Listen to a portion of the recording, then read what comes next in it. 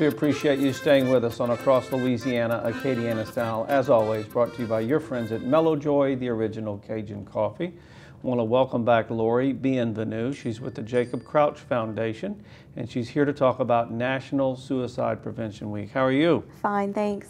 For those not familiar with the Jacob Crouch Foundation, a little background. Sure. We started in 2006 following the suicide death of Jacob Crouch, just days before he was set to graduate from UL.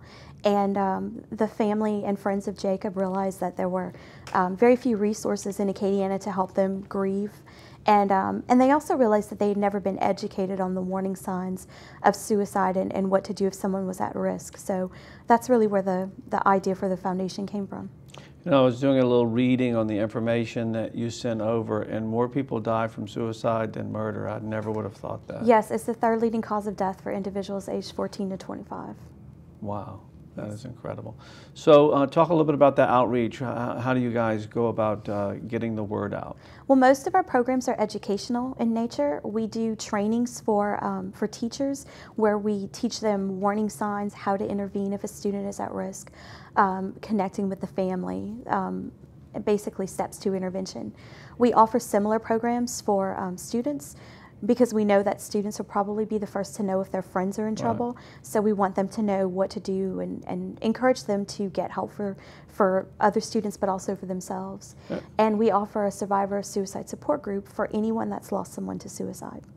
Be it a family member, friend, whatever. Huh? Anybody. Now, what are a couple of the warning signs?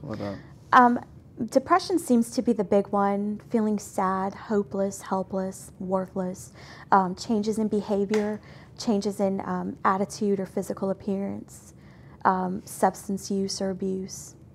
Okay. Well, you guys are going all over the Acadiana area with this Prevention Week. Tell us about what you got planned. Yes, so National Suicide Prevention Week is starts on September 6th, and we're planning a series of talks around Acadiana. The first one will be on Tuesday, September 8th at 1 o'clock in New Iberia at the library. On Wednesday, September 9th, we're doing a talk in Opelousas at the Police Department Community Room, and that's also at 1 o'clock. And then on the 10th, we're doing a talk at the library downtown in Lafayette at 6 o'clock. We've partnered with Volunteers of America, so we're going to discuss warning signs, how to intervene, and then Volunteers of America will be there to talk about mental health issues. We also have another talk the following week on the 16th, that's a Tuesday, at 6 o'clock at the Our Lady of Mercy Church in Henderson. Okay, so that's quite a lot going on. Yes. Is your organization run by volunteers, or you need people helping you do these sorts of things? We can always use volunteers. We're actually looking to expand our volunteer base for some of our student programs and possibly even support group. Okay. Well, let's get your contact info. There's a lot of places. We mentioned a lot. We're going to put some of them on the screen. But how can someone get a hold of you? They can go to our website, crouchfoundation.org. They can call us at 234-1828, or they can email me at Lori, L-O-R-I, B as in boy, at crouchfoundation.org. Okay, great. Thank you so much for being on, and good luck with what you're doing. Thank you. Okay. We're going to take a look at a feature that we made here and on Cox 4. It is for the Boys and Girls Club of Acadiana. Take a look. I was particularly young when I started going to the Boys and Girls Club. I must have been about age 8 or 9. My niece, they were going.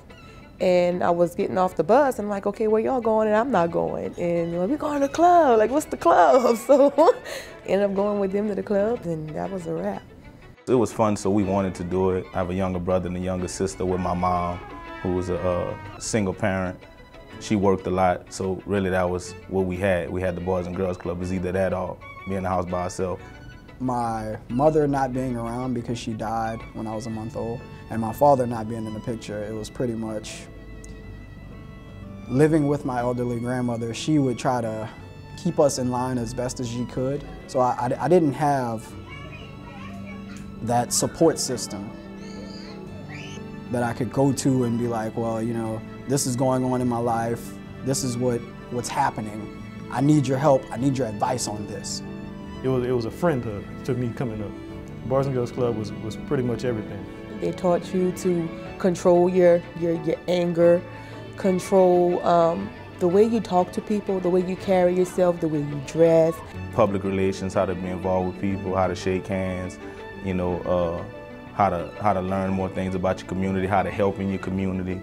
I guess it teaches you how to become a young adult. And they'd actually give me the advice necessary for me to perform whatever it was, whether it be in school, whether it be in sports, just all around life skills. There's a place where I can go and I can be around men, so more of father figures. It was a place where I can go to talk to somebody when I was having a bad day, go there and have somebody to help me do homework. It was a real community thing.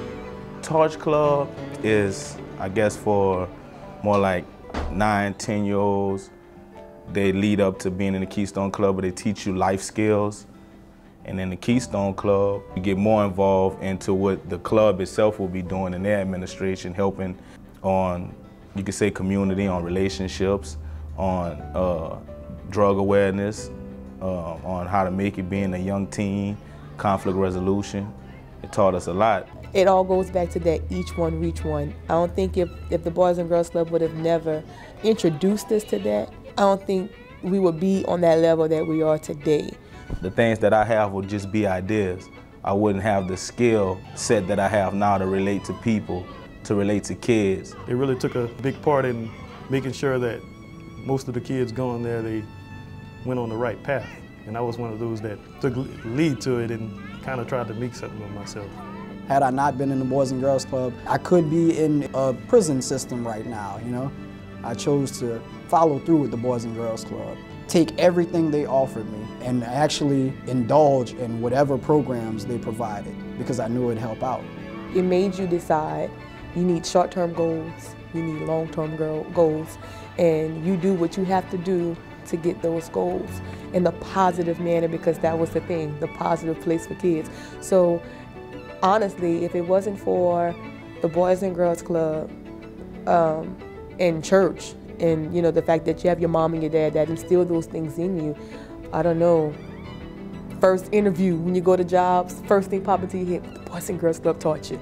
You shake your hand, you give that eye contact, and you know what you want in life. So that's pretty much what they taught me. Know what you want in life and go for your goal. Now it doesn't matter who I'm in front of or who I'm around. I know that through the things I learned at the Boys and Girls Club that I can be myself and still be a part of what's going on. Boys and Girls Club showed me a positive approach, and I try to take that positive approach towards everything that I do. If you don't give back, then you don't reach those kids to change that.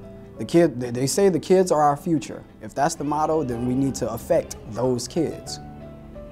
That way we can change the future. How can you not help the next one when they were there to help you? It would be so uncouth for you to not.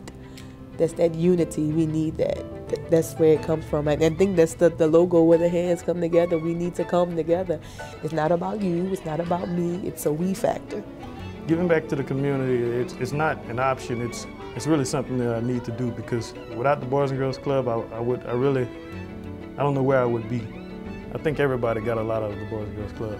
The Boys and Girls Club was a gift.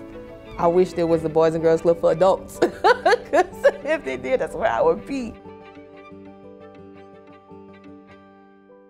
We're going to take a quick commercial break. When we come back, it's a scavenger hunt for the United Way. Stay with us on Across Louisiana, Acadiana Style.